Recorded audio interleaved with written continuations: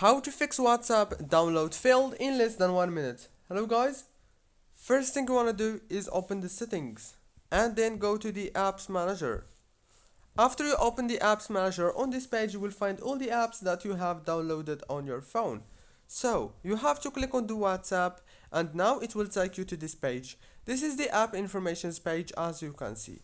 First thing, click on this force stop and then click on the permissions.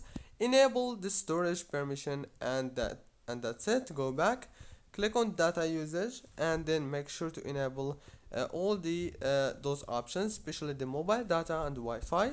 Go back, click on storage, click on clear cache, go back, click on the home page, go to the Play Store and search for WhatsApp and make sure to update it by clicking on this option.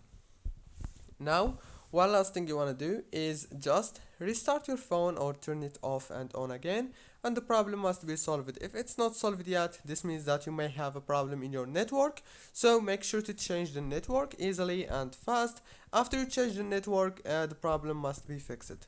Don't forget to like, subscribe.